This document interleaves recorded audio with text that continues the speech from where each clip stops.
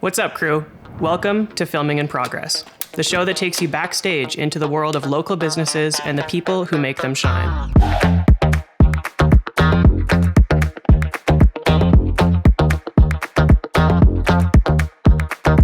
Where are we?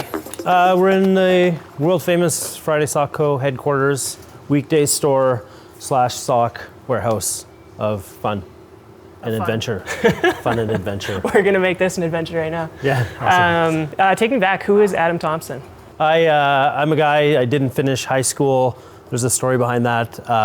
But I was kicked out of high school for just being a class clown. It wasn't anything too crazy. And I just didn't go back, but because I always felt like I'd start a business. My parents always had a business, and so I always figured I would just do something like that. So I lied on my resume and I got, the odd job and started to get progressive in my career. Ended up in a sales position, which has served me really well. And while doing that, I was in that role it was a headhunter position for finance and accounting. And then in that role, I started to kind of do things on the side, like started buying things at auction sales and flipping them on the weekends and, on Kijiji during the weekdays. And had a few different ideas, and socks was just another idea that I kind of pursued with a limited run, but it's quite expensive at the time to do it, but a limited run of 6 designs. And so that's kind of how I got my start. Right on. I always find it interesting how people get started in entrepreneurship. Sometimes they're trying to escape a corporate, sometimes they're born into it. So like you said, your parents owned a business. How do you think that shaped you early stages? I just like the work ethic and I would say the freedom that we had, but my dad had a construction company, and when I was a little kid, he would leave before I got up for school and he'd be back at bedtime if that. Like, he worked really, really hard. So just the exposure to working that hard and going around doing estimates, and we got involved on the weekends, and one summer I wanted to get, some new shoes and some other things, and he's like, well, come work for me for the summer, and I got a taste of what it was like there. It's the overarching freedom, though, of it, and I couldn't be kind of contained within a corporate environment very easily, just because, I always kind of wanted to do my own things and had question authority when it was like, hey, we need to do all these 20 reports and KPIs, and some of them didn't make sense, and I just, couldn't see myself continuing in that direction. Right on. So do you feel like you took things from corporate into your business, or was it completely like, I don't like this, I could do this better? It's funny because when I first started the company, I was very much like, we're gonna do things different. And we did that for a while, but as you actually grow as a small business, you start to understand why bigger companies have structures that they do in place. So I'm trying to figure out a balance in between, because there are some things actually, so some KPIs and some things need to happen so that people have freedom. So if people want flexibility, then I've got to be able to, as a business owner, make sure I know that all the things are getting done that need to get done. And so that does take a little bit of process, and so it's kind of like a marriage between freedom plus being custodians of the business. Right.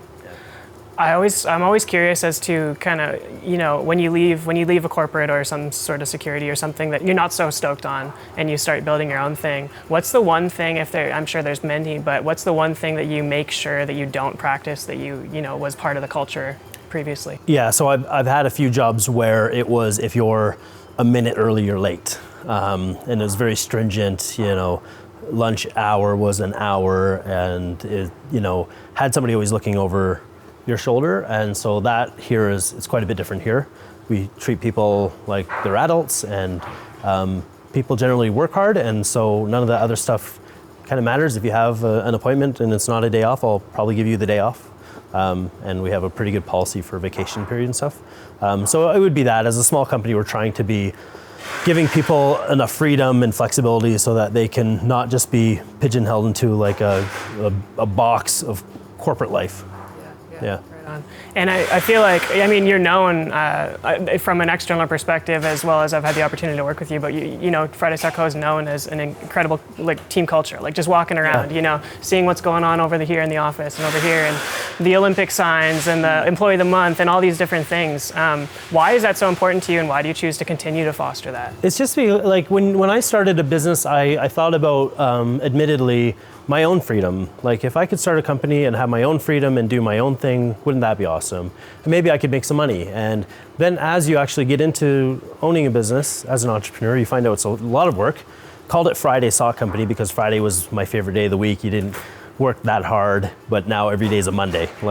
So I'm sitting there being like, okay, this is very difficult. And then as we grew though, we started getting people on, and it's weird, but the reason I wanted to do this has changed. And now it's really about the people who are part of our team. And I find myself trying to make things good for people that work here rather than just trying to make things good for me. And one admittedly begets the other, which is great.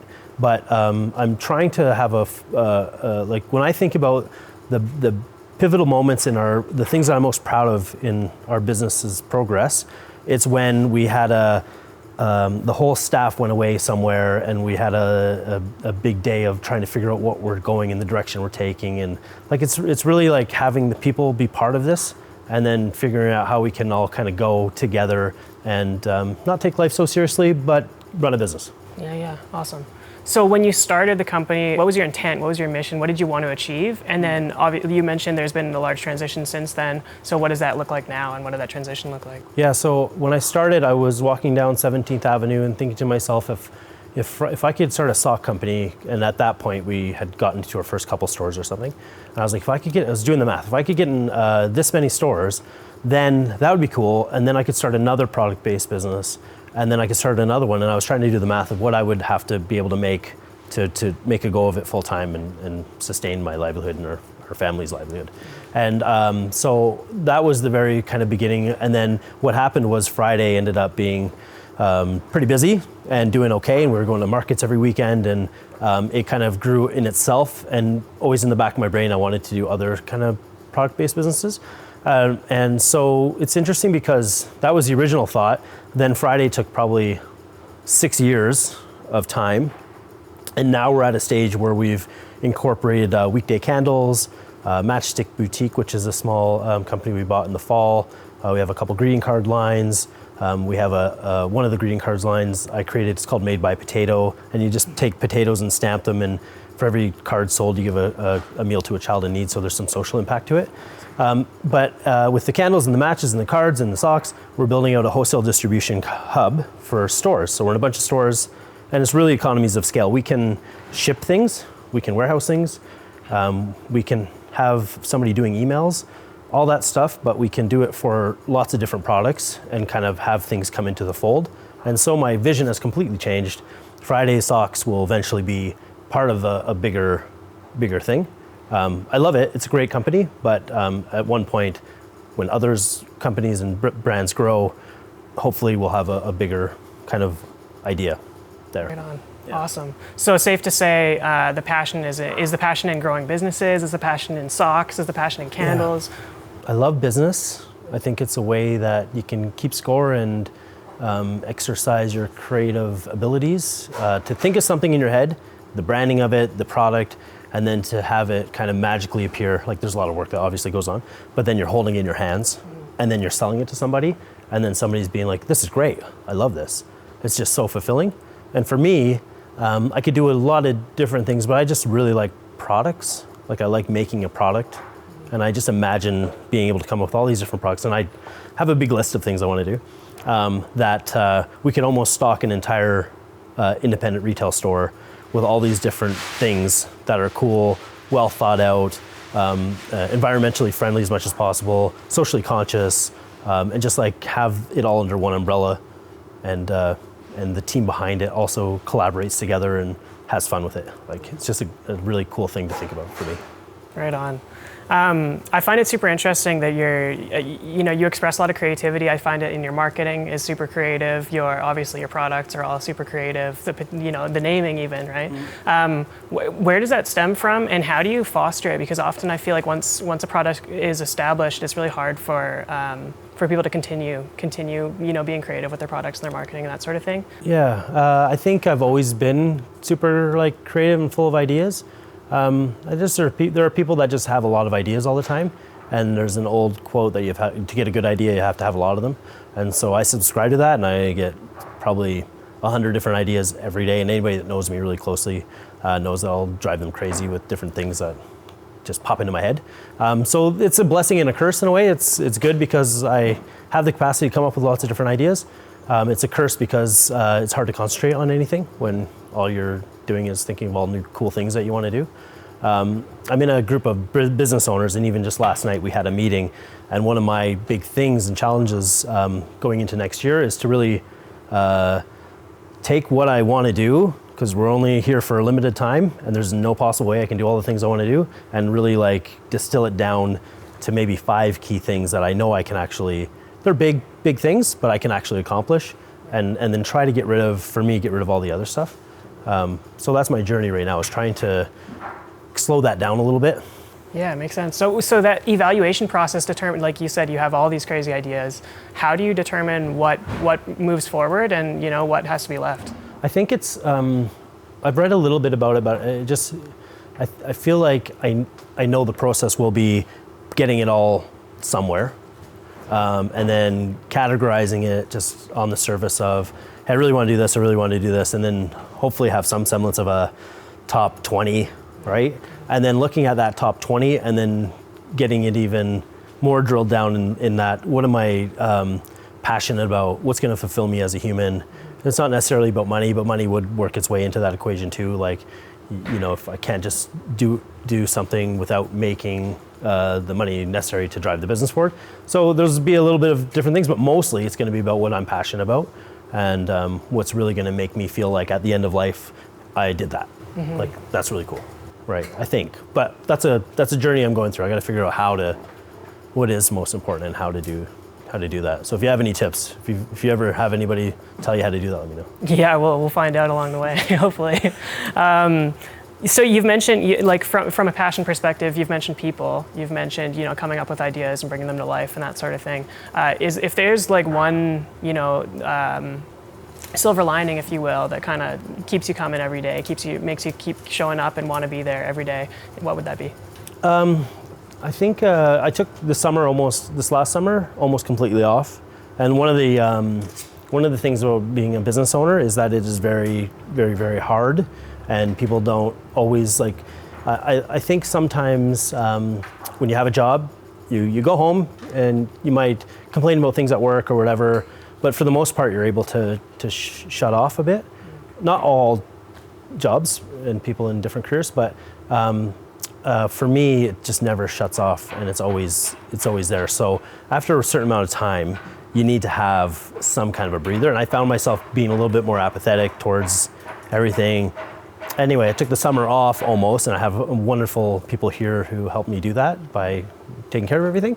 And the company continued to do well and grow while I was gone, so that's great. And now I've come back and I'm just fired up. So I think part of it is just having enough space, when you need it to be recharged.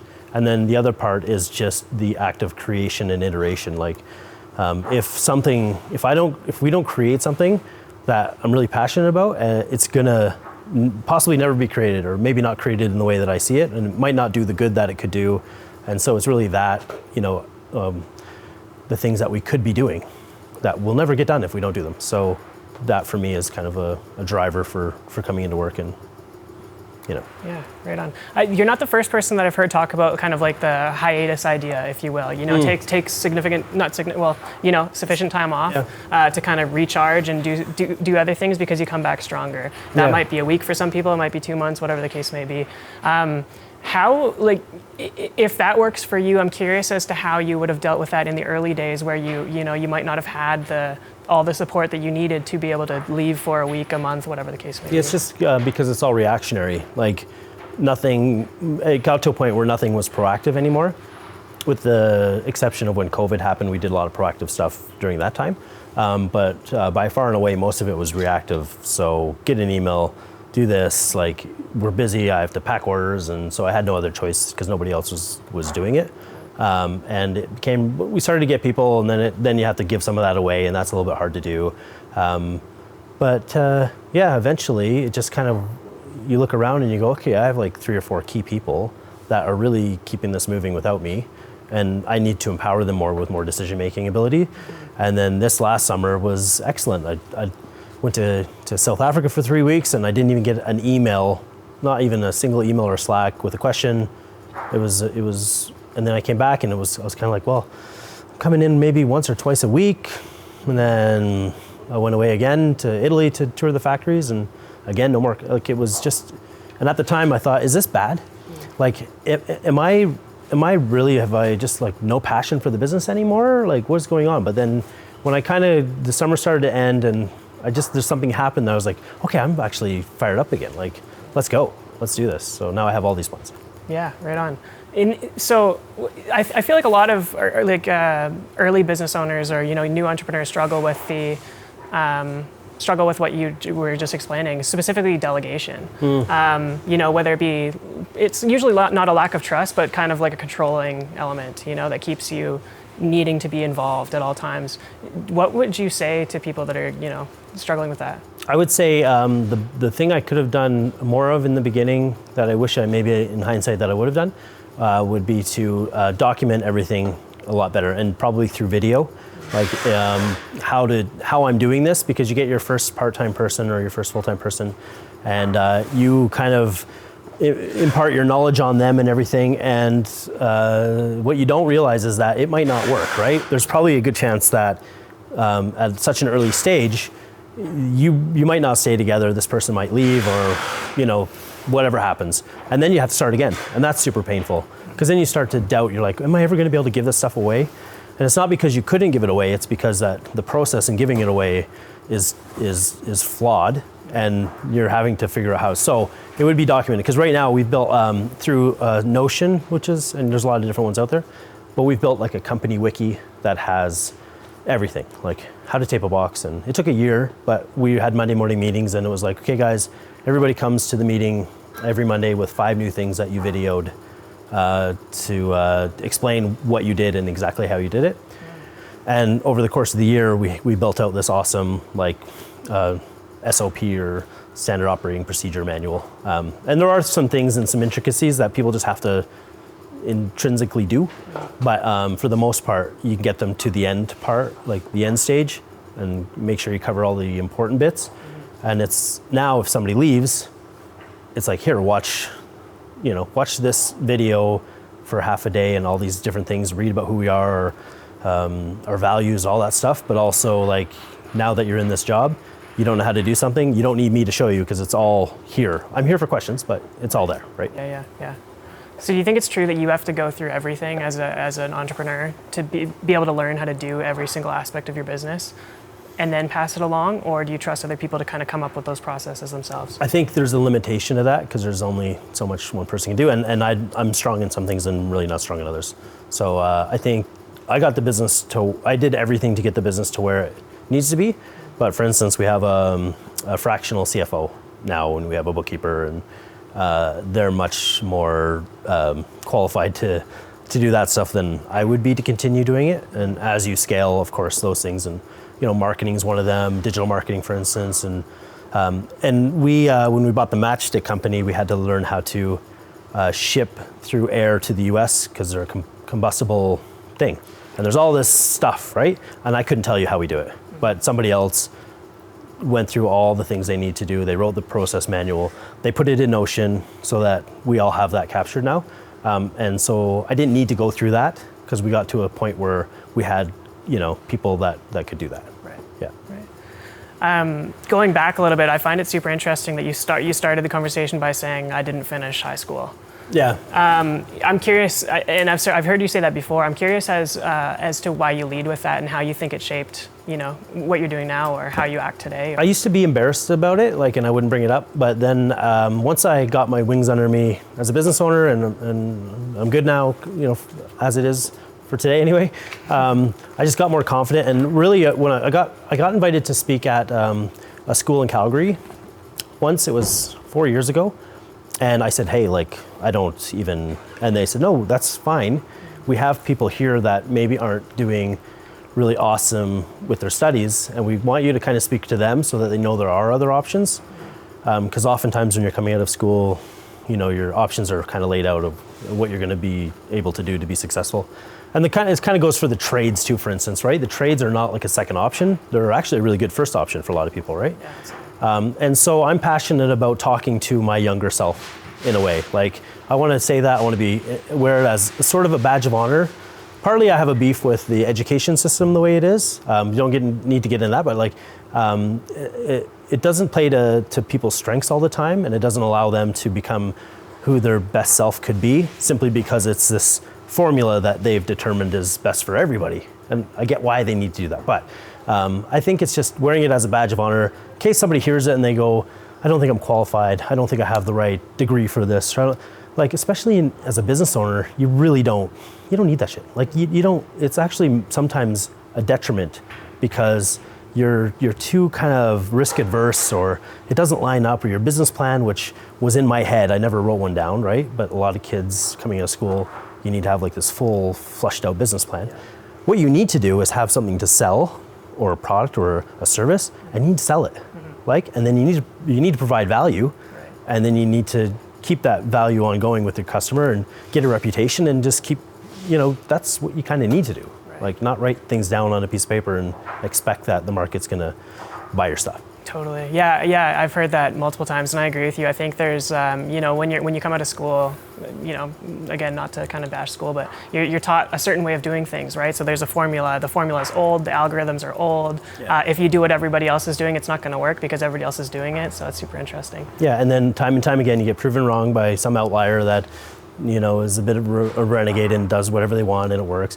But the interesting thing is, I have very smart people that work for me now, and they have education, they've gone through university and degrees, and I couldn't do an Excel spreadsheet if there was a gun to my head. I couldn't do VLOOKUPs or pivot tables or anything, but people can, and you need to then have people on your team who do have those smarts, which they're a lot smarter than I am. Like, they can do a lot more things than I, and I credit probably the degree and going through that educational process, which I didn't. So. Right. You said something in there that was super interesting, which was you're passionate about talking to yourself. Or speaking back to yourself. And before we started recording here off camera, we were talking about how you love looking back at old podcasts you've done to kind of see where you're at the time. Why is that important, and how do you kind of analyze that? What do you use it for? Yeah, I just kind of go, it's hard to, there's no quote, it's escaping me now, but it's the only time that it's good to look back is to see how far you've come. And I subscribe to that. Like, it's not good to always look back, but it's sometimes good to take a second pause and see how far you've come. And when I do a podcast, or I'll replay it 3 years later, and I'll be just the way I'm talking about things and the stuff I'm bringing up of what we're going to be doing, and then time passes, and either we are doing that or we went a different direction, or I'm like, this person's matured a lot, and here's how. It's just this constant development that you gotta kind of take stock that you are developing as a person, as a business owner, and it's really easy to do when you look back and you have stuff recorded that you've done in the past. Yeah. Entrepreneurship is often described as the constant pursuit of the uncomfortable. Mm-hmm. Would you agree with that, and how does that kind of fit into how you navigate everything? I agree with it, and I try to incorporate into my life as much as possible outside of owning a business. I think when you're faced with adversity and struggle, you really build the character that's needed to become a better human. And I know that to be a fact. And one doesn't need to look past, people that start with nothing. The amount of stories that I came to Canada with $5 in my pocket, and now they're at an advantage in a way because they haven't been given everything. Mm-hmm. And there's just as many stories of people who have businesses given to them, or a bunch of wealth given to them, and they crash and burn. So there's something about facing adversity and coming up against struggle that develops you as a human, and especially in business, because you're going to face that almost every day, and you got to really have a thick skin and be able to look past it. So even in my own life, I'm doing 75 Hard right now, which is a crazy hard program, and I quit social media for 6 months, and I'll say I'm going to quit drinking booze for a year. I'll just do random things that are hard to do because I want to continue to face some kind of adversity somehow, even if it's manufactured. How do you deal with the pressures of owning a business? And it's on you for the next payroll. It's on you for making your payment on your warehouse, whatever the case may be. There's a lot of pressure, and oftentimes entrepreneurs like to not show that side of things. Maybe they're too proud, or it's embarrassing, or whatever the case may be. How do you deal with those pressures? Yeah, it is really hard, and it is a lot of pressure. And for one thing that I do that I've always done is I make sure I have enough cash ahead of me, and my formula is 3 months. So the warehouse, payroll, everything like that. For 3 months, it's in my bank account at all times. I don't put that money anywhere else to do anything with it. It's just there because it gives me a bit of comfort that no matter what happens, within 3 months, I figure that I'd be able to fix it. So that helps me like sleep at night a little bit. Just always knowing your numbers, forecasting, and being a little bit conservative sometimes for me has worked well. So I don't get into any, I know people that have gotten a lot of sticky situations because the metric that they're following is an ego metric. Whereas I'm kind of like a little bit more patient. Let's really see how we can do this in a smart way so that we're not putting ourselves in a very, you do have to be risky, but you don't have to be like super risky. Like you can kind of toe the line between those two things. So that helps. And then exercise, I exercise a lot. I've started taking time now to just have some days where I go golfing during the week or kind of take my foot off the gas. Always with clients, right? Yeah, always with clients. Yeah, no, it's I'm still trying to figure that out, but I'm pretty good with that. Like I don't sit at home and cry myself to sleep every night. Not every night. Not every night. Two out of 7. Yeah, maybe 3.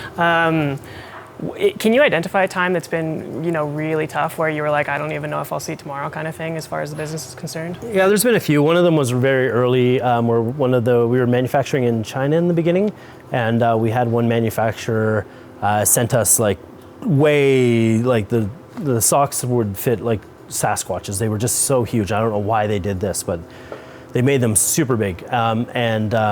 That was a big problem because at that point there's no money. Like I'm not paying myself. Every single dollar goes back into inventory. Now this inventory, a lot of it is destroyed. And then they refused to kind of make them with, it was kind of I think it might have been like a bit of a scam situation or something. But anyway, so I had to pull a corporate search on the agent that I was using and then found somebody else that was registered to the corporation and try to get some money back, and eventually we got a little bit of money back. But when that was all happening, I thought this is stupid. Like I have a good job, I'm making decent money, and this is stressing me out beyond belief. Why am I even doing this, right? But you take a couple days and you realize it's not the end of the world and you keep going. For me, it was because I put enough money into it at the beginning that it was uncomfortable. Especially after the first year when I kept buying inventory and I had all these socks. So I had to see it through. Like I couldn't stop. And then beyond that, COVID hit. That was tough, but we invented some ways to do awesome, and we did. And so it's been good.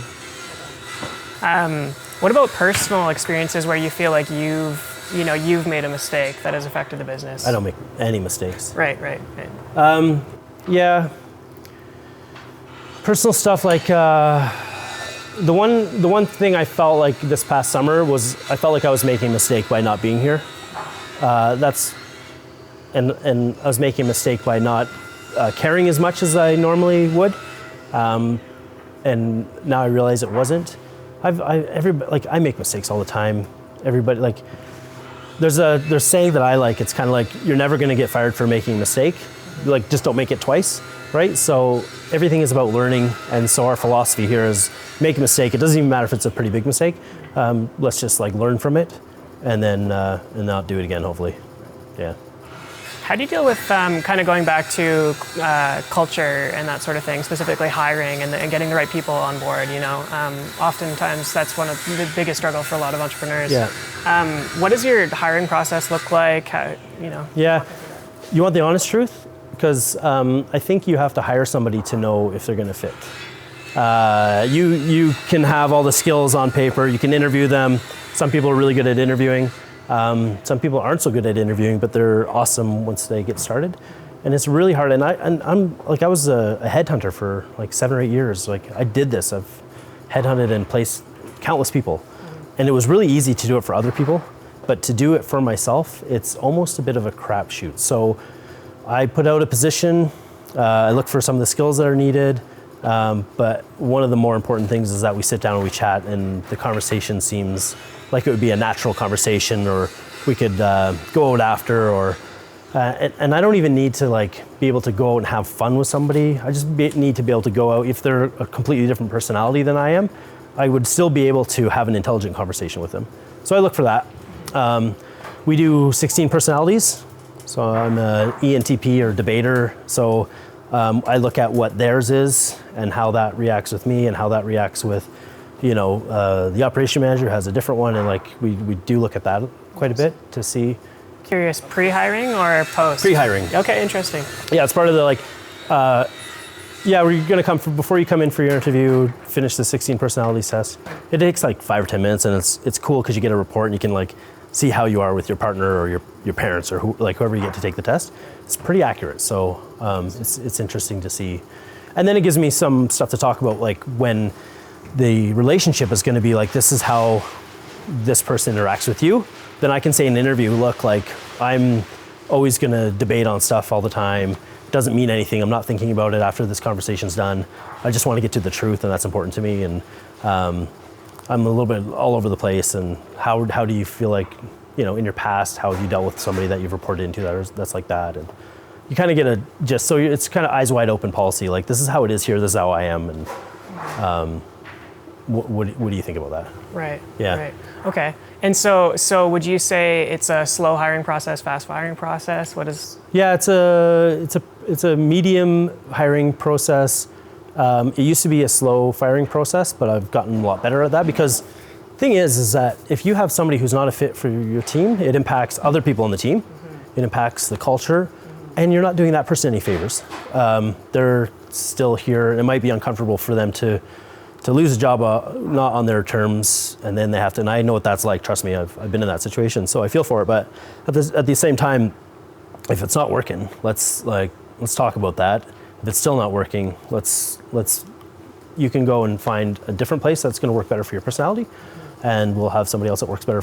Because this, like a small business is not for everyone. This is a tough job, and everything is your job. Mm-hmm. And a lot of times, I think people hear you're going to get paid maybe a little bit less than what you'd get at an oil and gas company or somewhere else. And you might have to work in a way that's quite a bit different than being a cog in a bigger wheel where you have this responsibility and that's it. Somebody else is here, everybody sweeps the floor. Like, you got to kind of do everything. Yeah, so it's not for everybody. Yeah, totally.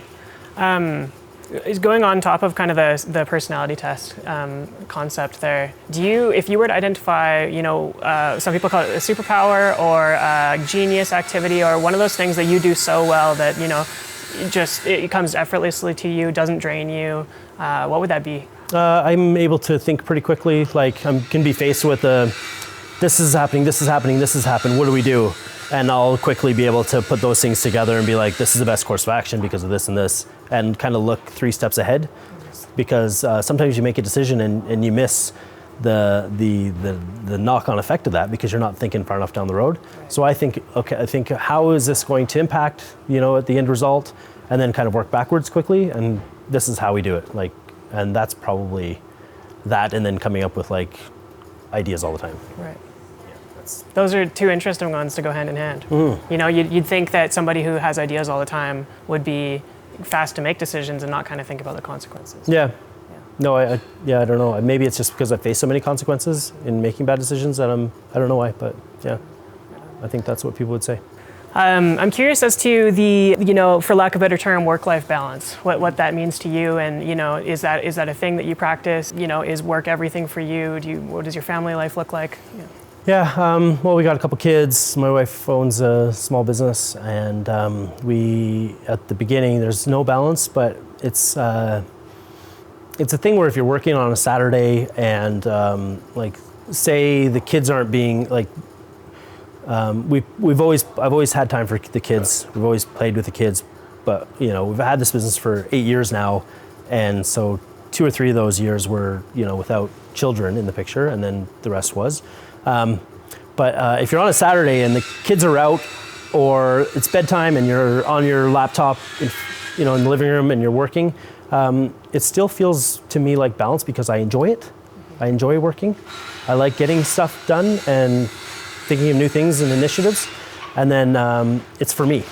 It's for me, it's for my family, and we have the freedom. Like, I can take a Wednesday off instead if I want.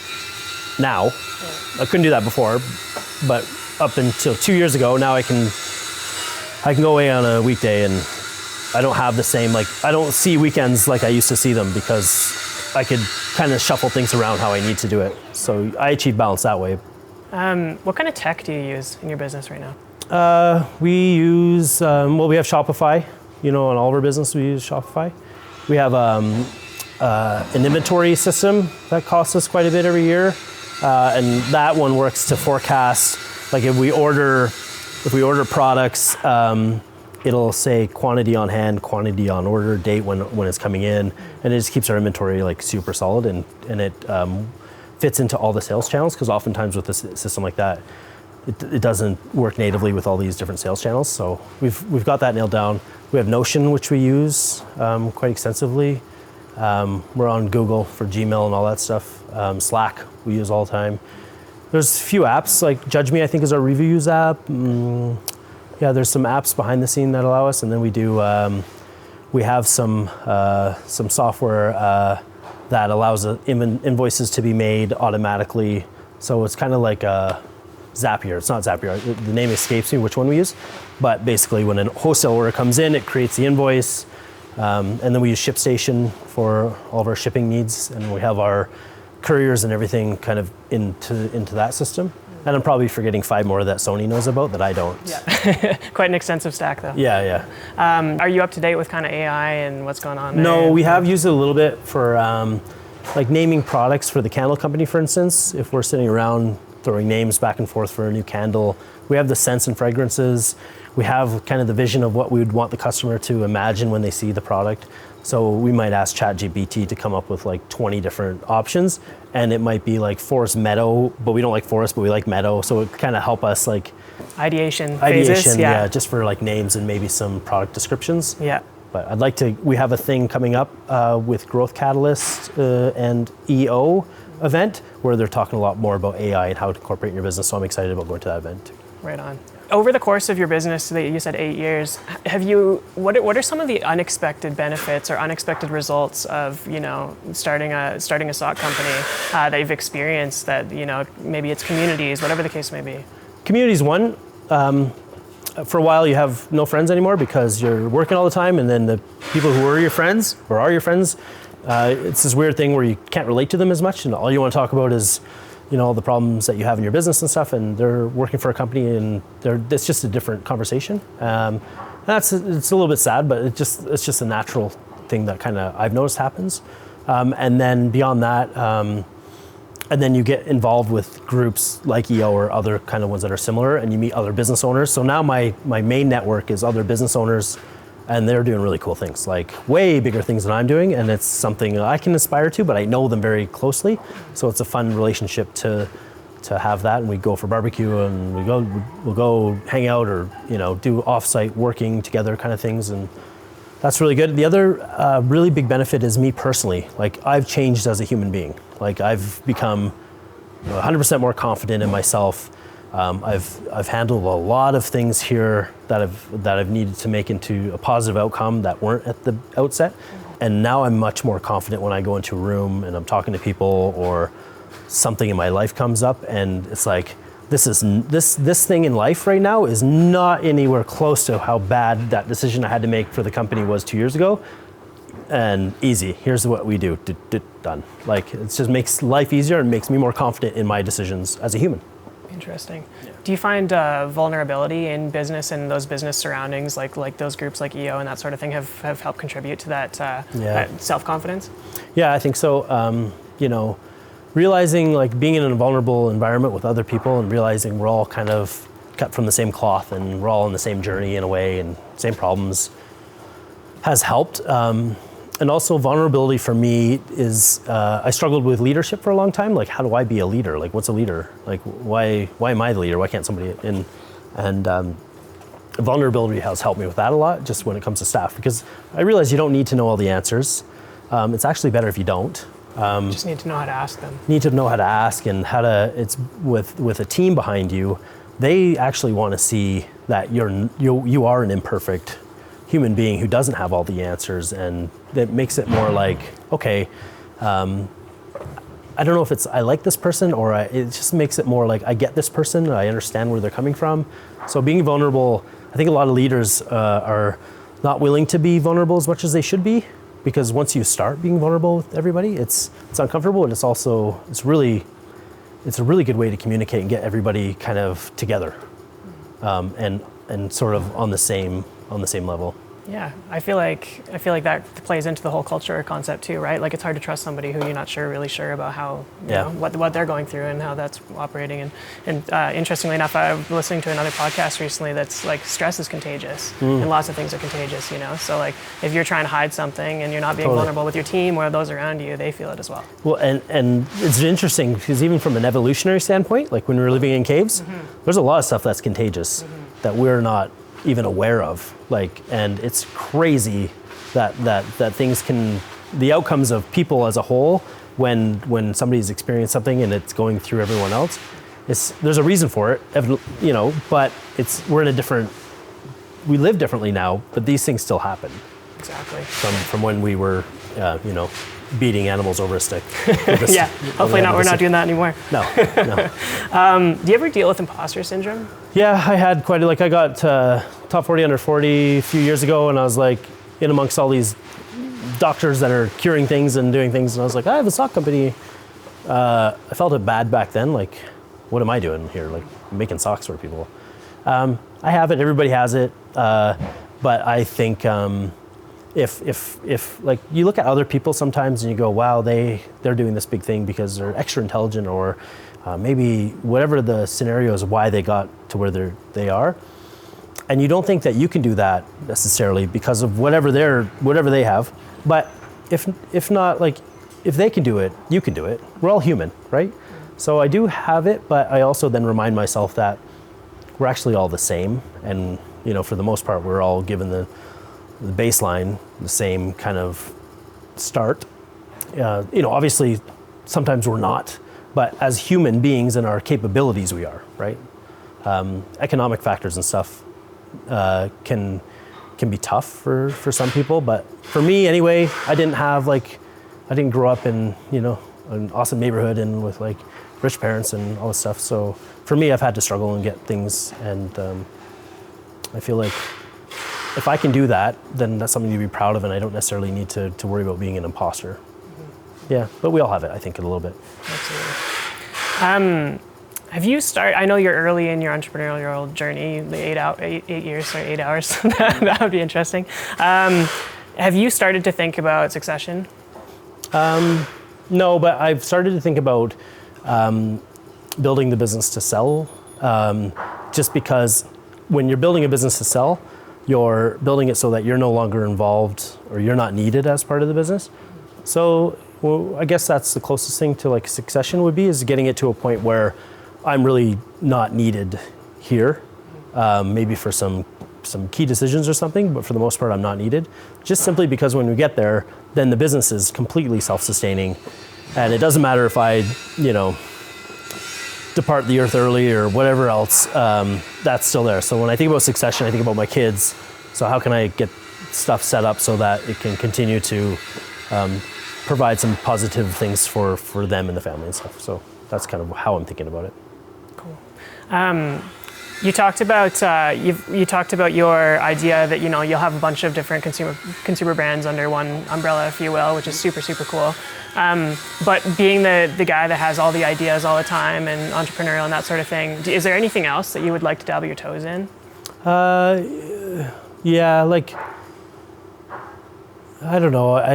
There's so many things product-wise I want to do. There's one product that I want to do that's more of like a project that's not necessarily for us to continue on with it, but just to empower. And this idea has empowering like the aging workforce, or people that are post-retirement and finding meaningful things. I just kind of always veer towards things that can help society or do good stuff. So beyond products, I would probably, like, if I created 30 different brands and I built it to sell, and I was in succession and I was kind of removed from the business, I'd probably just do a lot of philanthropy and like things that kind of help as much as I could. diving into that, when you're talking about helping people and, you know, for the greater good of society and that sort of thing, is there anything specific that you focus on, or is it kind of holistic? It's kind of like wherever there's a need, you know, and how the money is going to be spent in a meaningful way. Just because you give money to a charity or nonprofit doesn't mean that a lot of that money is necessarily going to the cause. So just being careful about who you're giving money to and who you're supporting and how. I kind of look at it like that because I want the impact to be as much as it can be. And we've given a lot of money away. We always have, and we haven't necessarily done it for marketing purposes. We just do it because we want to be a responsible company. And like I would never call ourselves a social enterprise because of the marketing component to it. Like I just feel like companies should get money and things when they can. Absolutely. Yeah. If you're capable, why not? Well, thanks. Yeah. Thanks, Adam. Really appreciate your time today. Yeah. It was awesome. Awesome. Yeah. Good to be here in my warehouse. That's great. Yeah. Yeah. Thanks, man. That was awesome.